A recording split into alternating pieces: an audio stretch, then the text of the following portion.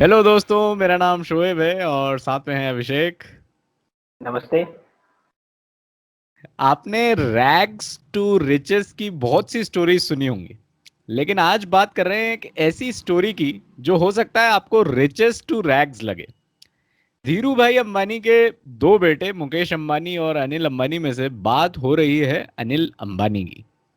एक टाइम पर अनिल अंबानी दुनिया के सिक्स्थ सबसे अमीर व्यक्ति थे, लेकिन फिर धीरे धीरे धीरे धीरे वक्त बदलता गया।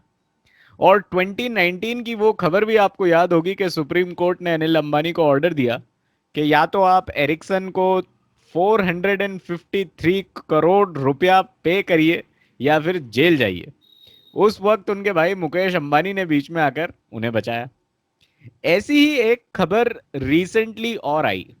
अनिल अंबानी पर तीन चाइनीज बैंक्स का 5,000 करोड़ से भी ज्यादा का कर्जा है। अब ये कोई पर्सनल लोन या क्रेडिट कार्ड का बिल नहीं है। ये कर्ज है अनिल अंबानी की आरकॉम यानी रिलायंस कम्युनिकेशंस कंपनी पर। जब अनिल अंबानी और मुकेश अंबानी में रिलायंस का बंटवारा हुआ, तब अनिल को टेलीकम्युनिकेशन इंडस्ट्री की आरकॉम मिली थी, लेकिन ये कंपनी कुछ खास कर नहीं पाई। और तो और 2015 में उनके भाई मुकेश अंबानी के साथ जब 10 ईयर का एंटी कंपटीशन क्लॉज खत्म हुआ, तब मार्केट में आया जियो। वैसे तो आरकॉम की हालत उसके पहले ही खराब हो चुकी थी, लेकिन जियो ने आकर तो एग्जिस्टिंग बड़े प्लेयर्स जैसे कि एयरटेल, आइडिया, वोडाफोन, इनकी भी रातों की नींदें छीन ली। अनिल अंबानी की बहुत सारी कंपनीज में मैंने सिर्फ आरकॉम की बात इसलिए की क्योंकि ये केस आरकॉम से रिलेटेड है, लेकिन बाकी कंपनीज के बारे में और इस केस के बारे में और डिटेल में अभिषेक हमें बताने वाले हैं। तो अभिषेक, ओवर टू यू। ये आज हम बात करेंगे अनिल अंबानी की, क्योंकि अनिल अंबानी की अभी हेडलाइन में आए थे कि जैसे आपने कहा कि तीन चाइनीज बैंक ने उन पे केस कर रखा है। तो ये यूके की कोर्ट में केस चल रहा है। तो यूके की कोर्ट में इन्होंने जो अपना एक आंसर सबमिट किया वो ये किया था कि मेरे पास पैसा ही नहीं है, मैं तो अभी घर की ज्वेलरी बेच बेच के मैं आगे केस से लड़ रहा हूँ। तो क्या है, जो अनिल अंबानी का ग्रुप है, अनिल धीरू भाई अंबानी ग्रुप, उनकी सिर्फ सभी कंपनियों की क्या हालत है, उसके बारे में हम आज बात करेंगे। जैसे कि आपने बताया शोएब, 2002 में जब धीरू भाई अंबानी की मृत्यु हुई, तो उसके बाद जो रिलायंस इंडस्ट्री थी उसमें मुकेश अंबानी को चेयरमैन बनाया गया था और अनिल अंबानी को मैनेजिंग डायरेक्टर बनाया गया था। बट दोनों भाई में कुछ कोऑर्डिनेशन या किसी चीज़ की कमी रही, तो कंपनी का बंटवारा हो गया 2005 में। तो अनिल अंबानी के पास जो कंपनीज आई वो आया telecom, power generation and financial service business, और मुकेश अंबानी के पास ऑयल रिफाइनरी पेट्रोलियम बिजनेस रहा। उसके बाद जैसे बताया आपने 10 साल का इनका एक नॉन कम्पीट पैक्ट था कि यानी कि दोनों भाई दूसरे भाई के जिस सेक्टर में, सपोज करो अनिल अंबानी टेलीकॉम में था, तो मुकेश अंबानी टेलीकॉम में नहीं आएंगे, और मुकेश अंबानी से ऑयल एंड रिफाइनरी में, तो Anil Ambani oil and refinery में नहीं आएंगे। ये पैक्ट था। ये हालांकि 10 ईयर का था, बट 2010 में ये पैक्ट खत्म हो गया था। उसके बाद करें आरकॉम की, तो आरकॉम की अभी क्या हालत है। आरकॉम के ऊपर अभी करीब 5,000 करोड़ का कर्ज है। ये ऐसा कर्ज है जो ओवर ड्यू हो चुका है, यानी कि इनको पे करना था पर वो पे अभी कर नहीं पाए हैं। उसके बाद आरकॉम ने अपनी असेट्स को बेचने के लिए रखा हुआ है। इनकी जियो से बात चल रही है कि जियो इंटरेस्टेड है खरीदने के लिए। बट ये के जो केस है एनसीएलटी में चल रहा है, तो वहाँ पे जो एक प्रॉब्लम आ रही है, वहाँ पे ट्राई और एनसीएलटी का ये कहना है कि अगर जो भी आरकॉम को खरीदेगा, उसके साथ साथ जो आरकॉम पे जो जितना भी कर्ज है वो भी जो कंपनी खरीद रही है उसको पे करना पड़ेगा। तो इस बात पर कभी नेगोशिएशन चल रहा है। अभी तीन चाइनीज बैंक ने, industrial and commercial bank of China, ICBTC, और Chinese development bank and export import bank of China, इन्होंने अनिल अंबानी पे एक केस किया है। इन्होंने लगभग $7,008 मिलियन का जो लोन था इंक्लूडिंग इंटरेस्ट, वो पे नहीं किया था। तो यूएस में ये, यूके में ये केस चल रहा है। और यूके की कोर्ट ने अनिल अंबानी को ये डायरेक्शन दिया था कि आपको इमीडिएटली $100 मिलियन पे करना है। जिसके अगेंस्ट में अनिल अंबानी ने अपनी पिटीशन फाइल की है। और इसी पिटीशन के जब फाइल की तो उन्होंने कोर्ट में ये कहा कि अभी मेरे पास पैसे नहीं, मेरी जो नेटवर्थ है वो पूरी जीरो हो चुकी है, मैं भी घर की जो ज्वेलरी बेच बेच के ये केस लड़ रहा हूँ। बाकी कंपनियों की बात करें, जो अनिल अंबानी ग्रुप की जो कंपनी थी उसमें यहाँ पर है रिलायंस कैपिटल। जो रिलायंस कैपिटल है बेसिकली एक म्यूचुअल फंड बिजनेस में थी, फाइनेंस बिजनेस में थी और इंश्योरेंस बिजनेस में थी। धीरे धीरे करके 2000 एक साल पहले सितंबर 2019 में अनिल अंबानी ने ये अनाउंसमेंट किया कि जो रिलायंस कैपिटल है, जो उनका लैंडिंग बिजनेस है और म्यूचुअल फंड बिजनेस है, उससे बाहर निकल रही है। यानी उसमें भी उनका बहुत ज्यादा खर्च हो गया था, वो अब कंपनियां बेच के उन्होंने वो कर्ज पूरा किया। अभी रिलायंस कैपिटल केवल जनरल इंश्योरेंस बिजनेस में है, वो म्यूचुअल फंड बिजनेस में से और कमर्शियल फाइनेंस बिजनेस में से, उसमें से वो बाहर निकल चुके, वो बिजनेस बंद कर चुके अपना। यहाँ पे मैं एक जगह ये भी पढ़ रहा था कि रिलायंस कैपिटल को जो अभी कोरोना वायरस की वजह से जो ग्लोबल डाउनटर्न चल रहा है इकोनॉमी का, उससे भी रिलायंस कैपिटल को काफ़ी लॉस हुआ, क्योंकि काफ़ी लोग अब इन्वेस्टमेंट्स नहीं कर रहे हैं, काफ़ी लोगों ने अपने इन्वेस्टमेंट्स ऑलरेडी बेच दिए हैं। राइट।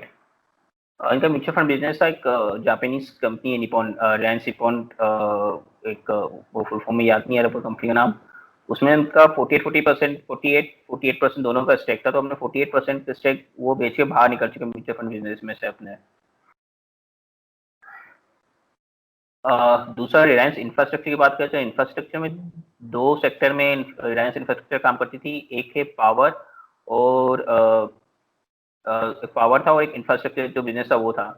तो रिलायंस पावर की बात करें तो जो उन्होंने जनवरी इस साल जनवरी में जो स्टॉक मार्केट में अपनी रिपोर्ट जो सबमिट की थी, उसमें Q3 में इनके ऊपर 685 करोड़ का जो लोन था ओवरड्यू पेमेंट, वो पे नहीं कर पाई थी रिलायंस कैपिटल। इसमें इनकी एक सब्सिडरी कंपनी रिलायंस पावर की थी, रोजा पावर, जिसमें यस बैंक ने इनको लोन दिया था अगेंस्ट शेयर, तो वो भी पे नहीं कर पाए थे। तो यस बैंक ने इस कंपनी में अपने 30%, उसका जो 30% स्टेक जो उन्होंने प्लेज किया था, वो 30% स्टेक अब यस बैंक के पास में आ चुका है। उसके बाद अडानी ग्रुप पावर लिमिटेड, वो बेचने के लिए अडानी ग्रुप से बात चल रही है। उसके पहले अडानी ग्रुप ने इनकी एक और कंपनी थी जो मुंबई में इलेक्ट्रिसिटी सप्लाई करती, सप्लाई कंपनी थी, उसको उन्होंने खरीद लिया था 2017 में रिलायंस से। रिलायंस इंफ्रास्ट्रक्चर की बात करें तो इन पे अभी ₹148 बिलियन का कर्ज, ओवरड्यू जो कर्ज है, टोटल कर्ज से ज्यादा बट ओवरड्यू कर्ज 148 बिलियन का है एज ऑफ सितंबर 2019। बाकी अब रिलायंस की जो अनिल अंबानी ग्रुप है, अनिल धीरूभाई अंबानी ग्रुप, उसकी बात करें तो जो रिलायंस नेवर इंजीनियरिंग करके जो कंपनी है, उसमें उनका जो डिफॉल्ट है वो है ₹43,800 करोड़। उसके बाद ये जो ओवरड्यू था, ये बेसिकली कई बैंक से था, तो एक IDFC बैंक से भी था। तो ये 2000 ये जो लोन पे नहीं कर पा रहे थे, तो इसका जून 2018 में NCLT में एक डिफॉल्ट बैंक जो डिफॉल्ट किया है, उसका एक केस चल रहा है।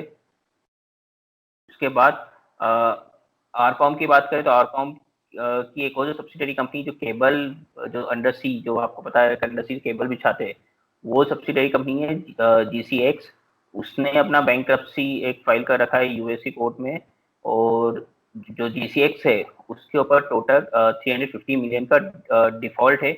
और कई बॉन्ड्स जो इशू किए थे, वो जो कि 1 अगस्त को मैच्योर हुए थे, वो भी अब उसका पेमेंट नहीं कर पाए।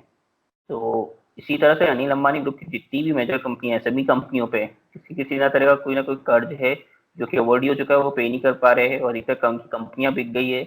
और इनकी जो नेट असेट, जो नेट वर्थ है, वो अगर देखें तो वो जीरो हो चुकी है, क्योंकि जितने इनके पास अभी शेयर है या जो भी इनकी असेट्स है, वो उन्होंने प्लेज कर रखी किसी ना किसी बैंक में, किसी ना किसी फाइनेंस कंपनी में। तो टेक्निकली इनकी पूरे के पूरे जो नेटवर्थ है वो जीरो है, यानी इनके पास अभी कुछ भी पैसा नहीं है। इसके बाद तो यही लगता है कि कहीं से किसी विदेश से कोई जहाज उड़ के आए और इन्हें बचाएं, तो हो सकता है वो आगे जाके हो ऐसा कुछ। फिलहाल तो जहाज ऐसा तो उड़ कुछ। के आ गए, बट जो उनको काम मिलने वाला काम नहीं मिला है अभी, जो CAG की रिपोर्ट में आया जहाज है। जो साथ में खुशियां लाने वाले थे, लगता है वो खुशियां नहीं लाए। तो आज तो हमने बात की अनिल अंबानी के बारे में, लेकिन एक बार पहले हमने बात की थी इंडिया और नेपाल के बॉर्डर डिस्प्यूट के बारे में। उस वीडियो की लिंक रहेगी डिस्क्रिप्शन में। उसकी मैं बात इसलिए कर रहा हूँ क्योंकि रिसेंटली अभिषेक ने शेयर किया कि केबीसी पर उससे रिलेटेड कोई क्वेश्चन आया था। अभिषेक, आप कुछ कहना चाहेंगे उसके बारे में? आ, हमने जो जैसा आपने बोला कि नेपाल के बारे में, इंडिया नेपाल का जो बॉर्डर डिस्प्यूट था उसके बारे में हमने बात की थी। और हमने ये बताया था कि इंडिया और नेपाल की जो नॉर्थ ईस्टर्न जो बॉर्डर है वो कैसे डिफाइंड है, कौन सी नदी उसको डिफाइन करती है। उसको डिफाइन करने की जो समझौता तो सुगुई की ट्रीटी बोलते हैं। तो उसके रिलेटेड एक क्वेश्चन आया था जो कि 25 लाख का क्वेश्चन था। तो अगर आपने वो वीडियो देखा हो और आप हॉट सीट पर बैठे हो तो आप 25 लाख रुपए जीत सकते हैं, सिर्फ कॉन कॉल का एक एपिसोड देखने की वजह से। तो अगर आप सारे एपिसोड देख रहे हैं तो आप कितने जीत सकते हैं ये आप खुद ही हिसाब लगाएं। इस बार के लिए सिर्फ इतना ही, अगली बार फिर मिलेंगे, तब तक के लिए टेक केयर।